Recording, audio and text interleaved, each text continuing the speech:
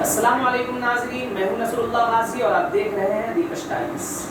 جیسا کہ ناظرین آپ سب کو معلوم ہے کہ ہمارے دیش کے اندر ایک آرٹیکل ہے جس کو ہم آرٹیکل 15 اور آرٹیکل 25 کہتے ہیں۔ آرٹیکل 15 کیا ہے کہ آرٹیکل 15 اس دیش کے سبھی ناگرکوں کو، سبھی شہریوں کو برابر حقوق دیتا ہے کہ وہ اس دیش کے کسی بھی کونے میں، کسی بھی گارڈن میں، کہیں بھی، کسی بھی سڑک پر، کسی بھی دکان میں بلا ٹوک روک کے جا سکتا ہے۔ وہ اپنی مرضی کے مطابق کہیں پر بھی دکان کھول سکتا ہے، کہیں پہ بھی رہ سکتا ہے، کہیں بھی گھر بنا سکتا ہے۔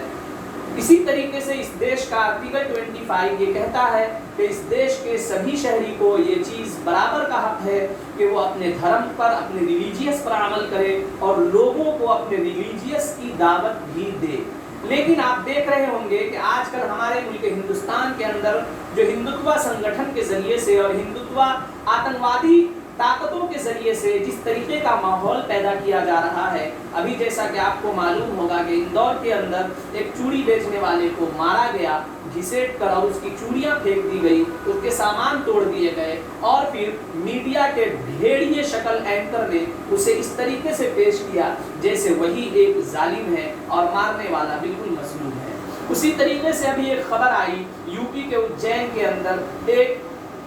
آدیواسی کو ٹرک سے باندھ کر بہت دور تک سڑکوں پر گھسیٹا گیا۔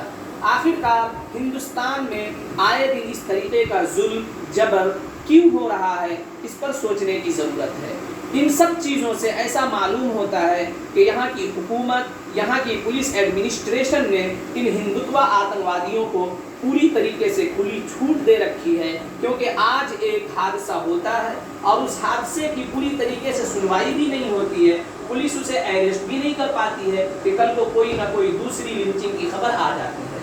اس طریقے سے یہ صاف ظاہر ہو رہا ہے کہ حکومت اور پولیس ایڈمنسٹریشن کے سائے میں اس ہندوتوا آتنوادیوں کے نشانے پر دلت، مسلمان، آدیواسی پوری طریقے سے ہیں۔ ابھی آپ اندازہ لگائیے حکومت کی بھی تعصب پرستی کا کہ جسٹس ابھی 9 ججوں کی سپریم کورٹ میں بحالی اور تقرری کا منظوری نامہ دیا گیا، جس کے اندر جسٹس عقیل احمد قریشی کا نام نہیں ہے۔ میں جسٹس عقیل احمد قریشی کے بارے میں مختصراً آپ کو بتا دوں کہ جسٹس عقیل قریشی گجرات کے اندر سینئر جج تھے۔ جب ان کو وہاں کے گجرات ہائی کورٹ کے کارگزار چیف جسٹس بننے کا وقت آیا تو جان بوجھ کر مرکز کی انتہا پسند اور شدت پسند حکومت نے انہیں تبادلہ کر کے سینئر موسٹ جج سے جونیئر موسٹ جج کے عہدے پر بامبے ہائی کورٹ میں ٹرانسفر کر دیا۔ اسی طریقے سے جب سپریم کورٹ نے جسٹس عقیل قریشی کے لیے مرکز سے سفارش کی کہ انہیں مدھیہ پردیش کا چیف جسٹس بنایا جائے، اس وقت بھی اور بھی کئی اسٹیٹس کے چیف جسٹس کی تقرری کی منظوری دی گئی، لیکن جسٹس عقیل احمد قریشی کی منظوری کو رد کر دیا گیا۔ اسی طریقے سے پھر آج جب 9 ججوں کی تقرری ہوئی سپریم کورٹ کے اندر تو جسٹس عقیل احمد قریشی کو مرکزی حکومت نے اپنی انتہا پسندی سے ان کے نام کو خارج کر دیا۔ آپ ذرا اندازہ لگائیے آخر جسٹس عقیل قریشی کو یہ سزا کیوں دی گئی؟ میں آپ کو بتانا چاہتا ہوں کہ یہ جسٹس عقیل قریشی وہی ہیں جنہوں نے عشرت جہاں فیک انکاؤنٹر میں امت شاہ جیسے تڑی پار انسان کو پولیس کے 2 دن ریمانڈ میں بھیجا تھا۔ یہ وہی جج ہیں جنہوں نے مایا کوڈنانی جیسی دنگائی، آتنکی اور بھیڑیا صفت انسان کو جیل کی کالی کوٹریوں میں پہنچایا تھا۔ ان سب کو بی جے پی حکومت جانتی ہے اور جسٹس عقیل قریشی کو اپنے تعصب کا نشانہ بنا کر جان بوجھ کر کہیں نہ کہیں ان کے قد کو چھوٹا کرنے کی پوری طریقے سے حکومت کوشش کر رہی ہے۔ آپ ان سب چیزوں سے صرف یہ اندازہ لگا سکتے ہیں کہ آئے دن یو پی، خاص کر کے یو پی کے اندر، مدھیہ پردیش کے اندر کہیں نہ کہیں مسلمانوں کو، دلتوں کو یہ ہندوتوا آتنوادی پولیس ایڈمنسٹریشن کے سائے میں نشانہ تو بناتی ہی ہے، ساتھ ساتھ مرکز کی جو بی جے پی حکومت ہے ان کے نشانے پر بھی دلت اور اقلیتیں پوری طریقے سے ہیں۔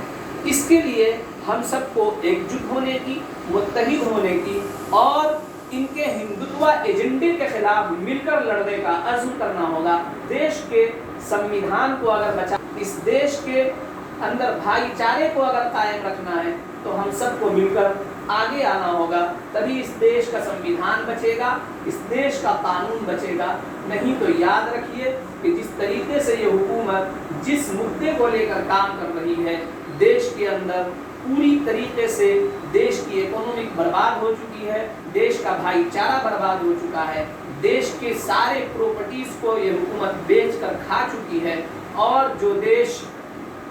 ایک ترقی یافتہ ملک میں شمار ہوتا تھا یہ تنزلی یافتہ ملک میں شمار ہونے لگے گا. اسی لیے ہم سبھی دلت بھائیوں سے، آدیواسی بھائیوں سے، مسلمان بھائیوں سے اور سیکولر مزاج ہندو بھائیوں سے اپیل کرتا ہوں کہ اس حکومت کے خلاف، اس حکومت کی گندی سیاست کے خلاف متحد ہوئیے، منظم ہوئیے، دیش کے سمویدھان کو، دیش کے بھائی چارے کو بچائیے. اسی کے ساتھ میں آپ سے جدا لیتا ہوں. جے ہند.